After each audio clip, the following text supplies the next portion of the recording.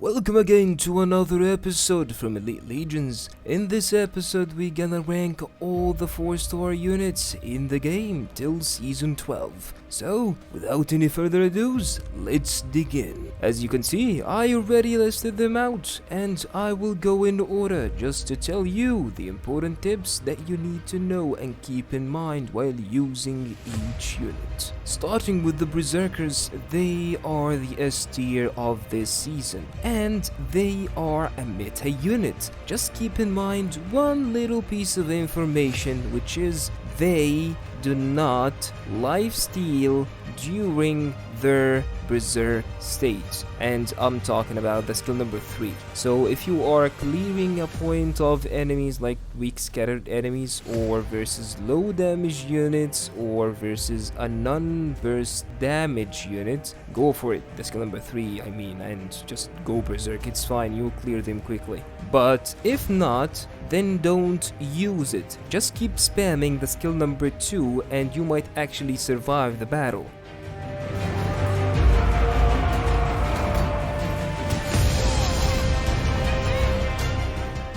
These are the doctrines I'm using and their veterancy tree, and yes, their veterancy tree actually changed it from the meta of the previous season. Palace Guards, they are also a meta unit, especially with their offensive veterancy line, since their bash got buffed and they feel OP at the moment. Just time your brace carefully, knowing that the first 4 seconds of your brace, the units actually have CC immunity and a huge damage reduction, making them able to take a hussar's charge right in the face without a scratch. Keeping in mind that they can outbash the Varangian gods, adding to that they are super annoying to heroes.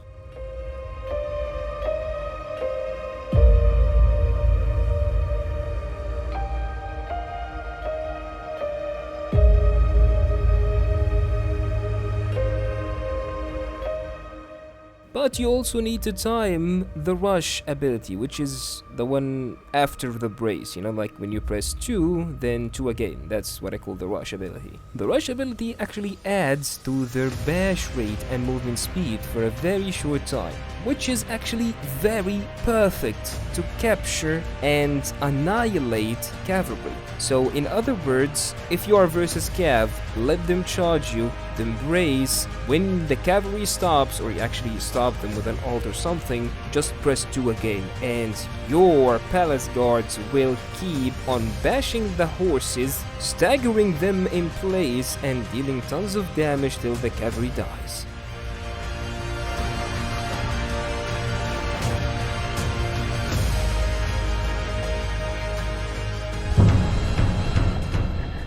Grey Hair Garrison is one of the best in defense and team pushes. Actually, way better than the Salwoods if you're asking. Able to deal tremendous amount of damage in a short burst. If well timed, this can easily counter tier 5 units, including Reapers and Varangian gods. The tip for this unit is, just remember to time the skill number 2 carefully, and never move them.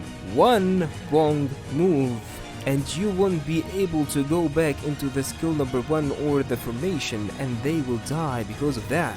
And in case you didn't know, the skill number 3 actually, not gonna say heal, but it life steals. So you can use it to clean up a point from scattered enemies, or do it to gain some extra HP during the heat of the battle. Of course, if you switch to F3, the formation like the triangle formation, their charging damage and the amount healed are both increased, so keep that in mind. And their doctrines and veterancy tree goes as follows.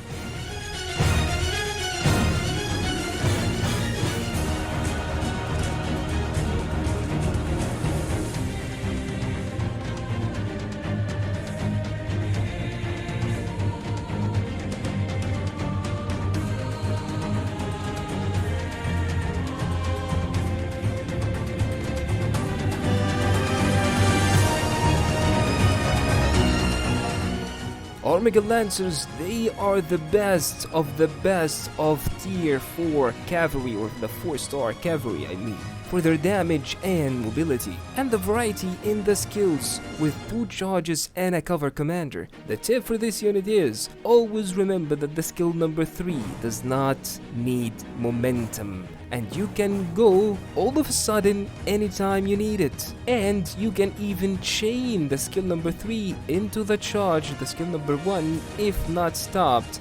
This will deliver a devastating charge.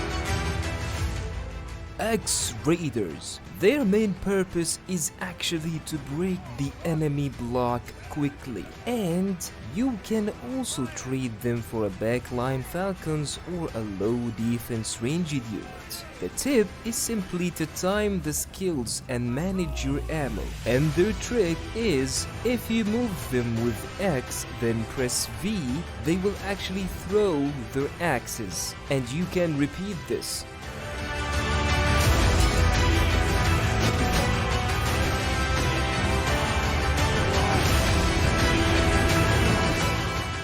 But if you press X, then press V twice, they will throw their axes, then engage in melee combat. Also remember that their axes can knock back opponents, which makes it perfect, for example, in deterring Modao devastation skill or a cavalry charge.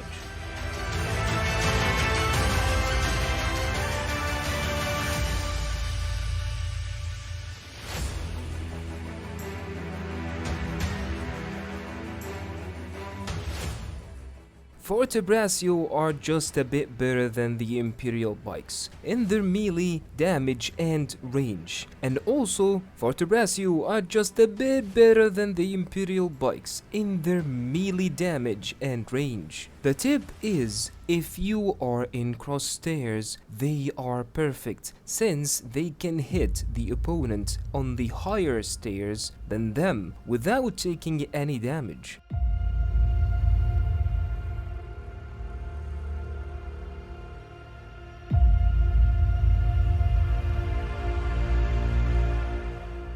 Swift Swordsmen and Huskarls, they are both two faces of the same coin. Let me explain further. Both are hard to learn, easy to master. You simply need to learn their combo and sequence, and you're good to go. For example, the Swift Swordman combo is charge, then activate the skill number 3, then in time of need use the skill number 2, and remember to pull them out before the timer of the skill number 3 reaches 45 seconds. So personally I would pull them at second 50 or 52, because if they enter the debuff state at the second 45, they will become so weak and will get massacred immediately. And if you're wondering, no, the skill number 2 does not bring them up from a knockdown, so you need to time this so well so it doesn't go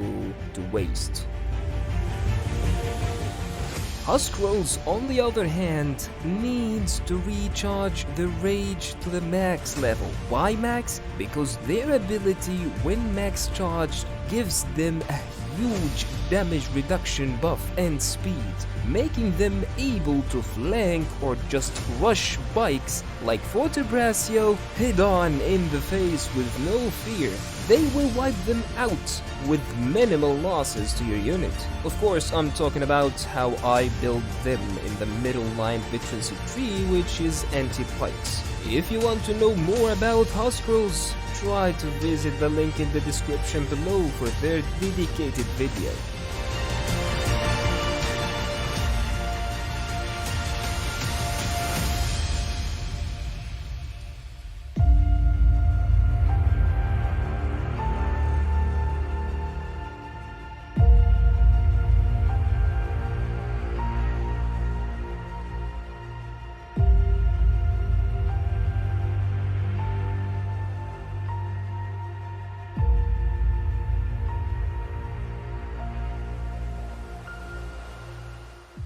For the Imperial Spear Gods, I don't have much to say. Just keep in mind not to advance with the skill number 1, because it actually lowers their block almost to half. So either stay in formation or push with Cover Commander for best results.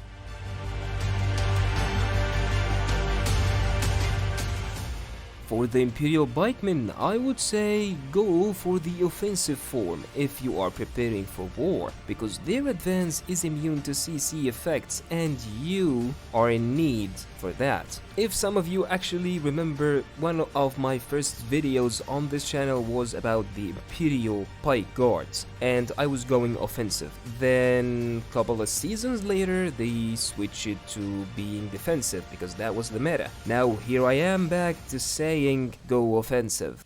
Imperial Archers are one of the best archers in the game in terms of their damage output, but like any other ranged unit, they have low armor and HP, so yeah, it is a war unit, but be careful where to put it. Imperial Arquebusers are the same, with 13k damage per bullet on peasants as critical hit, and they have high accuracy for jumpy heroes on the last point, for example. This unit is awesome in siege for defense, since they can do around 5 volleys, and the cooldown between each round is only 5 seconds, but not only recommended for the war unless the map provides the cover for them.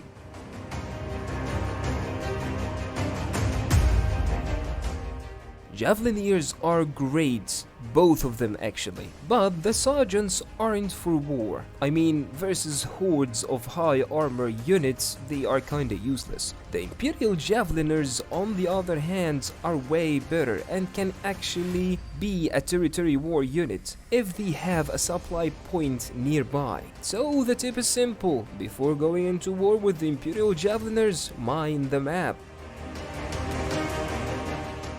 Now for the B tier unit, starting with the Stalwarts. They are actually so bad in the current meta that I would put them in the F tier, but we have the normal sergeants there.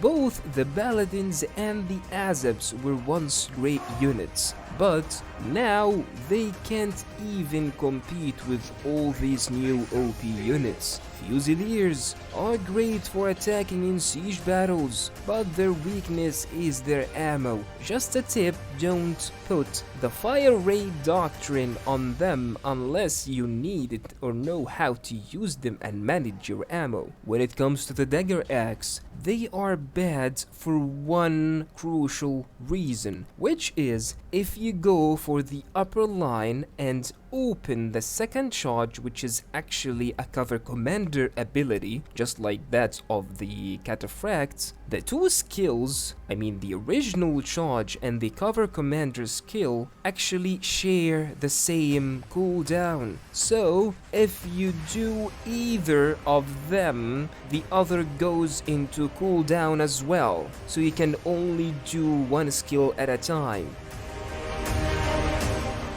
Finally, we have the Sipahis. Once great cav but got nerfed badly that they became a paper-thin defense. they die so quickly, but on the bright side, they look cool. I wonder who wrote this script. Anyways, in the end, I'm not gonna mention the F-tier units, except for the banner guys. They are the worst of the worst. No matter how hard people try to convince you that they are good, do not believe them. They are very weak units that you will regret investing in later on. And as a proof, you will not see them in ranked. Some people have this idea of utopian battlefield where they will be able to boost their teammates and actually refresh their charge cooldown and so on, but that doesn't happen. And longbows, because they are actually a great pick for normal siege, especially at low level, but later on they aren't that good due to the damage dropped versus armored units and the quick battles. And that's it. I hope this was useful. Subscribe for more information like this in the future, and see you soon in the battlefield, Warlord.